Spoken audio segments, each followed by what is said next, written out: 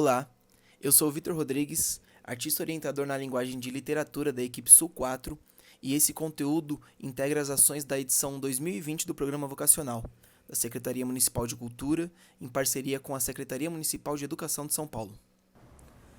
Quando uma pessoa se permite ouvir ou ler um texto literário que você escreveu, não importa o gênero dele, ela está se colocando à disposição, se deixando afetar, se tornando vulnerável ao poder que esse texto tem de conduzi-la pelo caminho que o texto quiser levar.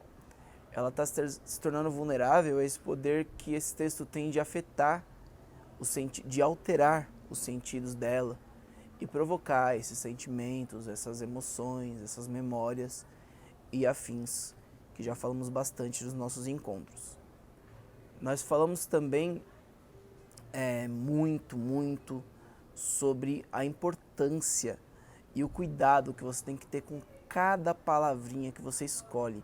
Cada frase, cada vírgula, ela é importante, porque olha a responsabilidade que você tem na mão, afetar alguém, né? Alguém que se coloca vulnerável para você quando lê um texto seu. Então isso precisa ser feito com carinho, com cuidado. Eu acredito muito nessa forma, nesse processo de escrita, da reescrita, do artesanato de fato, de você pegar a palavra na mão e ir colocando e conviver com o seu poema, você pensar nas imagens que você quer, você se abrir para esse momento, para essas influências, para essas outras palavras que vão estar em torno dela e recebê-las de certa forma para então escrever, e depois que escrever você reler, ler e reler em voz alta, mudar de lugar, você de fato criar uma relação. Escrever é relacionamento com a palavra, com o tema que você quer tratar e com a pessoa que vai receber o seu texto também. E um relacionamento não tem fórmula, né? Você conhece alguém, você não sabe se você vai namorar com ela, se vocês vão ser amigos, se você vai casar. Você não tem como prever isso. Você descobre. E como você descobre? Gastando tempo, passando tempo. Então o melhor jeito de você encontrar uma maneira confortável de escrever, uma maneira que você considere que seja capaz de dizer o que você quer dizer, é gastando tempo com a palavra, é gastando tempo com texto, gastando tempo com escrita, com leitura e se conhecendo, certo? Se conhecendo qual que é esse ser que você coloca no papel. Eu usei também, há alguns encontros atrás, uma imagem de que você convidar alguém para ler o seu texto, ou ouvir, é como você convidar alguém para uma sala que vai estar toda vazia, toda em branco. E aí você pega essa pessoa pela mão, coloca dentro dessa sala e diz assim: olha, agora é você e o que eu escrevi está aqui nessa sala. E aí você se retira e a pessoa vai ter que enfrentar sozinha esse texto, certo? E por que eu disse isso? Porque a gente tem que ter consciência de quando a gente escreve, apesar de escrita ser também comunicação, obviamente, ou seja, precisa se fazer entender, é algo que vai lidar com o mundo das possibilidades, ou seja, não é uma comunicação necessariamente direta, e não vai ter a sua presença lá. Então, a pessoa vai ficar só com o texto, a única coisa que ela vai ter é o texto. E por isso que eu gosto muito quando o Manuel, por exemplo, diz que quando ele inventa, quando ele escreve, ele aumenta o mundo. Porque você está pegando algo muito maior, algo que você não consegue resolver, algo que você não tem palavras ou não quer dizer de forma simples. Você está aumentando as possibilidades disso, condensando num texto. Então é sempre esse processo, esse Big Bang do universo, né? De expandir e contrair, expandir e contrair. Você contrai um sentimento num texto, condensa ele ali, e quando a pessoa lê, ela expande o próprio sentimento dela, certo? Então pense também que você falar sobre algo num texto É como você pegar esse algo, por maior que ele seja, e tentar colocar tudo dentro de uma sala só. E aí delegar isso ao tempo que a pessoa que vai estar te lendo vai ter para passar dentro dessa sala. E aí nessa sala, pense que um texto também, ele acontece. Ele não está. Um poema não é alguma coisa, um poema acontece. E aí essa sala, quando a pessoa chegar na sala, ela não vai estar pronta. Esses elementos da sala vão aparecendo aos poucos. Quando você entra, por exemplo, eu tenho um costume de, quando eu entro num vagão de metrô, eu gosto de observar todas as pessoas, uma a uma, assim. Olhar mesmo, assim, no rosto. E ver quem vai dividir essa viagem comigo. E, obviamente, quando eu entro nesse metrô, por exemplo, eu não vou conseguir olhar todas as pessoas de uma vez, certo? Eu vou olhando aos poucos. Quando você entra em casa, você não repara tudo de uma vez. Você vai olhando aos poucos. Olha, ali eu tô aqui na laje, ali tem uma planta que tá morrendo. Ali tem uma garrafa que o cachorro tava brincando. Do lado tem uma garrafa de um negócio que eu nem sei o que é até hoje. Ó, tem uma piscina velha. Vocês percebem que conforme eu vou dizendo, óbvio que eu não estou descrevendo exatamente, então vocês vão ter como visualizar muito, mas eu estou listando esses elementos e essa laje ela vai se construindo aos poucos. Qualquer poema, ele vai se construindo aos poucos.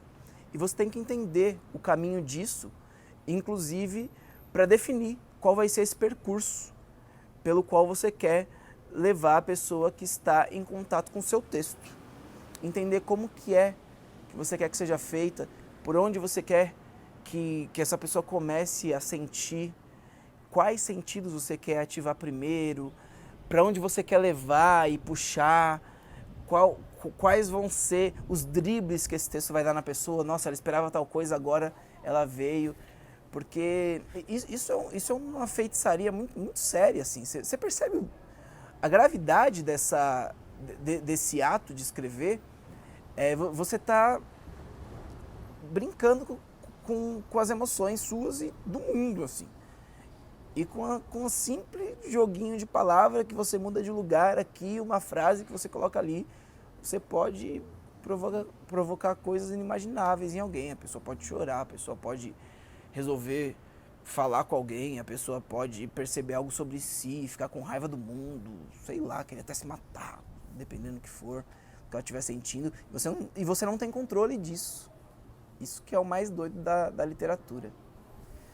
Enfim, eu estou fazendo todas essas divagações porque a gente hoje encerra um pouco esse primeiro bloco de dar ferramentas para a escrita. E aí eu quis começar esse vídeo dessa maneira para poder falar um pouco sobre a aplicação dessas ferramentas, né?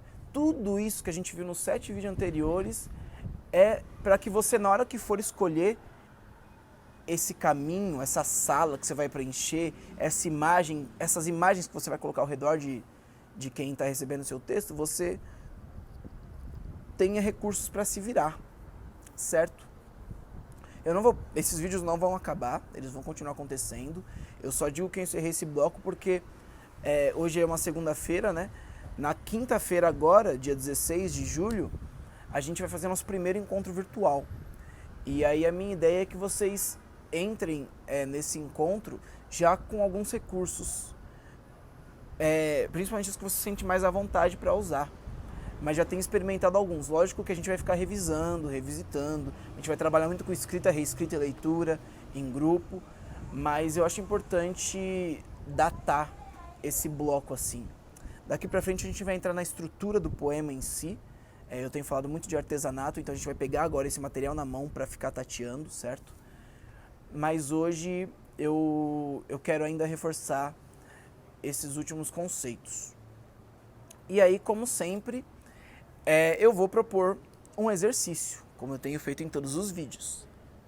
E o exercício que eu quero propor para você hoje é o seguinte: eu quero que você escolha, de novo, uma emoção, um sentimento. Você pode fazer com os que você já fez nos exercícios anteriores, pode também de novo reescrever, na verdade deve reescrever, né? A gente combinou isso no vídeo anterior, que você sempre vai fazer um texto novo e reescrever um antigo, pelo menos a partir de agora. Então eu quero que você elenque um sentimento. E aí eu quero agora que você saia um pouco dos sentimentos comuns. Antes a gente trabalhou com sentimentos clichês, as emoções clichês. Agora eu quero que você saia um pouco dos comuns. Eu quero que... O que eu digo os comuns? Esses que estão em todos os lugares, né? Em todos os... que tem uma grande literatura a respeito, que é a saudade, a tristeza, a dor, o amor, o medo. Eu quero que você use um pouco mais. Não precisa também ser muito mirabolante, mas sei lá, fale um pouco sobre a fome. Fale um pouco sobre a raiva, fale um pouco sobre a angústia, fale um pouco sobre o alívio, que óbvio, estão todos ligados também a esses macro sentimentos clichês, mas tenta ir um pouquinho mais a fundo, assim, diminuir um pouco esse ângulo para focar melhor no seu objeto. E aí eu quero que você escolha, por exemplo, a angústia, e você vai escrever um texto descrevendo como é um quarto angustiado. Como que é um quarto angustiado? Não pode ter pessoas nesse lugar. Não pode ter pessoas. Só objetos, só coisas inanimadas. No máximo, animais não racionais. Ou seja, pessoas não. E aí eu quero que você visualize, traduza esse sentimento, essa emoção, essa coisa que for, para esse quarto, visualize mesmo e comece a descrever. E por onde você vai começar? Quando você entrar nele, qual é a primeira coisa que você repara, assim, que te transmite essa angústia? E aí vai colocando esses elementos aos poucos, né? Como que está a cama desse quarto? O que tem sobre ela? O que tem embaixo dela? Onde ela está posicionada?